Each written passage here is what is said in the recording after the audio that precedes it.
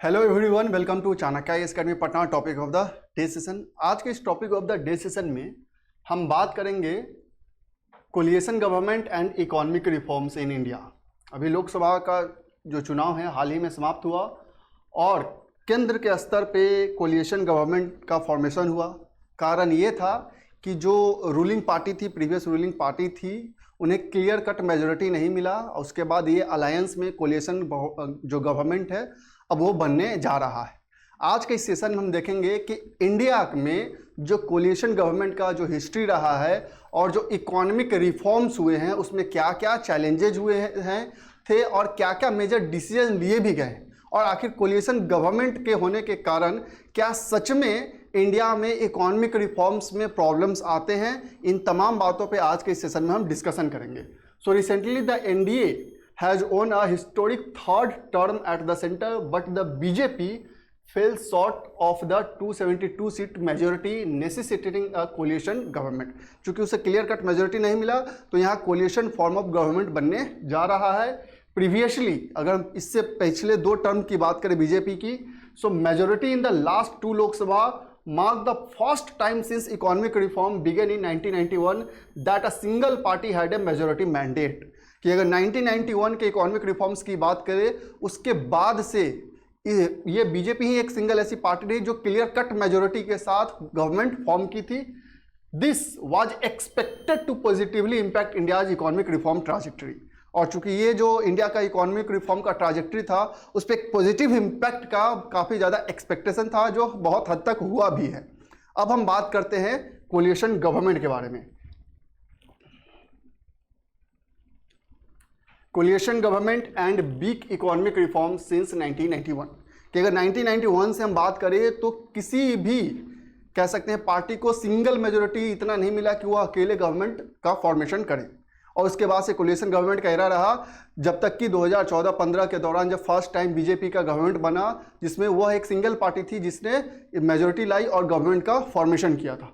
So since 1991 India's shift from A planned economy to an open economy saw all government being coalition based with the leading party never achieving the majority mark of 272।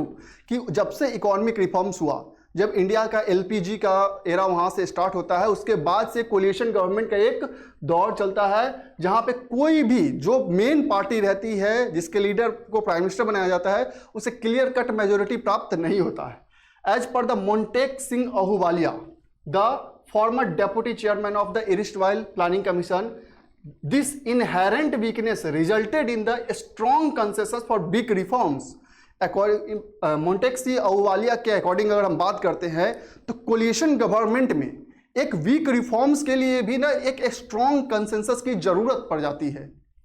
And while there was a general agreement on the need for economic reforms, coalition party often diverged on the specifics leading to diluted reforms measures. और कहीं ना कहीं जो coalition जो government रहती है उसमें हर party का, हर कह सकते हैं मेंबर का अपना डाइवर्स व्यूज रहता है जिसके कारण से कह सकते हैं जो इकोनॉमिक रिफॉर्म्स होते हैं उसमें काफ़ी ज़्यादा डाइल्यूटेड होते हैं, बहुत सारे मेजर्स इंप्लीमेंट नहीं हो पाते हैं। अब बात करते हैं कि can a coalition government derailed India's economic reform trajectory. कि क्या सच में कि कोलिएशन गवर्नमेंट जो है इंडिया के इकोनॉमिक रिफॉर्म को की जो ट्रांजेक्टरी है उसे डिरेल्ड कर सकता है। तो अगर इंडिया के सेंस में हम बात करें तो ये कंप्लीटली ट्रू नहीं है। कोलिएशन गवर्नमेंट होने के समय में भी बहुत सारे मेजर इकोनॉमिक रिफॉर्म्स इंडिया में हुए भी हैं।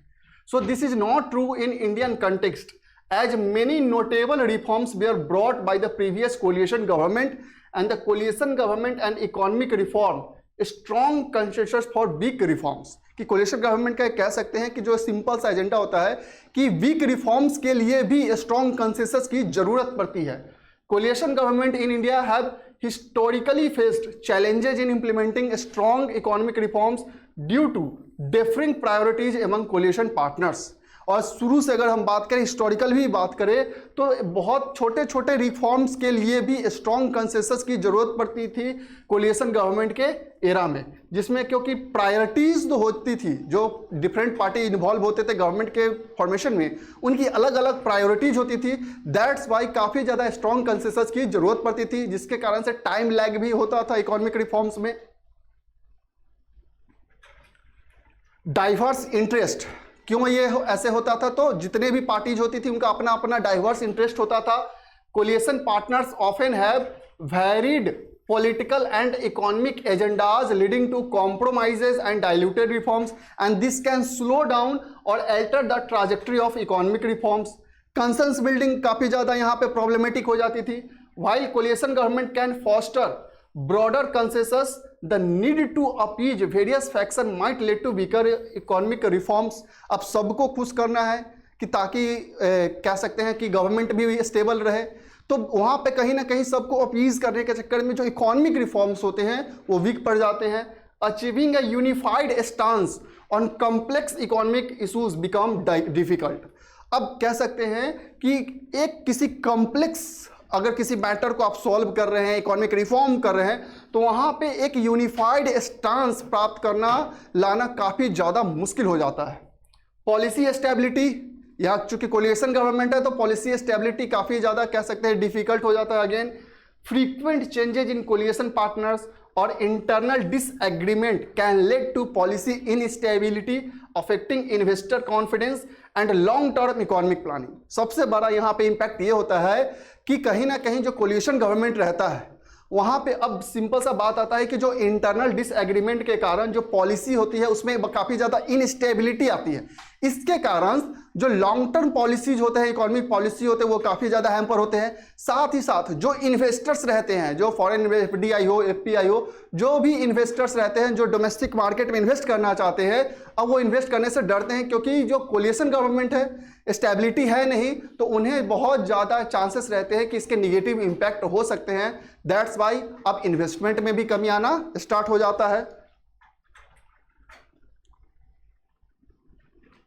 Other perspective on coalition government and economic reforms, कि अगर हम कुछ इसके अलावा कुछ पर्सपेक्टिव्स की बात करें, so the past decade under PM Narendra Modi aimed to resolve the weakness of coalition government, ensuring policy stability and boosting investor confidence.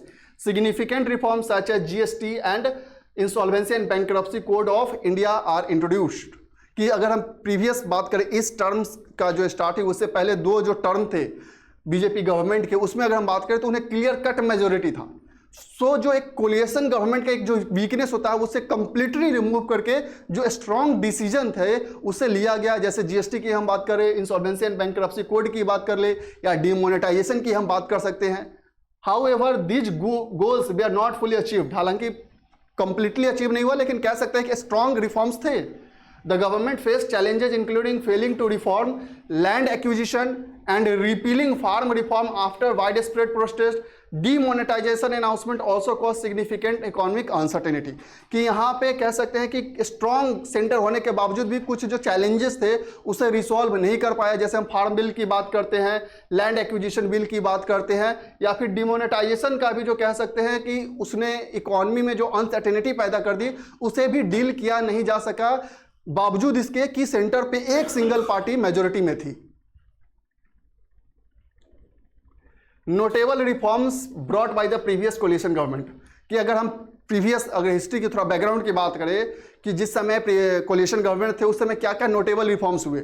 So PV Narasimha Rao government economic liberalization की बात कर लेते हैं, जो LPG हुआ था 1991 के दौरान. So the minority government led by PV Narasimha Rao initiated major economic reforms, discarding centralized planning and opening the Indian economy to the global competition by removing the license permit Raj. Global integration, India became a member of WTO during this period. Deve Gowda government की बात करें, the dream budget पेश किया गया. Tax reforms हुए. Finance minister P Chidambaram introduce the dream budget which cut tax rate for the personal income tax, corporate tax and custom duties, fostering trust in Indian taxpayers. Atal Bihari Vajpayee government की बात कर ले, fiscal and infrastructure reforms, physical reforms हुए, FRBM act पास हुआ, disinvestment and infrastructure को भी develop किया गया, the government advanced disinvestment of loss making public sector undertakings and boosted rural infrastructure with PM ग्राम सड़क योजना, इंफॉर्मेशन टेक्नोलॉजी एक्ट पास हुआ, ITC act जो एक्ट कहते हैं 2000 का, led the foundation of India's thriving economic reforms, यहां पे भी इकोनॉमिक रिफॉर्म्स हुए।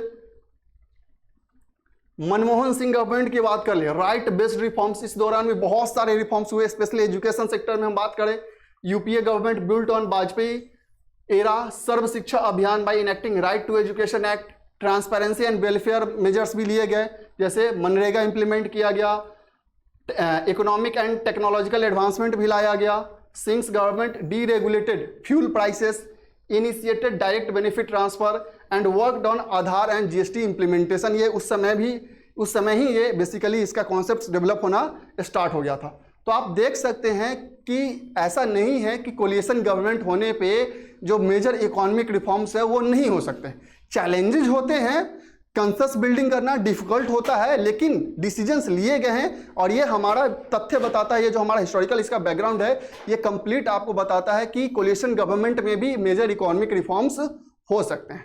सो ये न्यूज़ में था, दैट्स वाई हमने डिस्कशन किया। So that's all for today, thank you.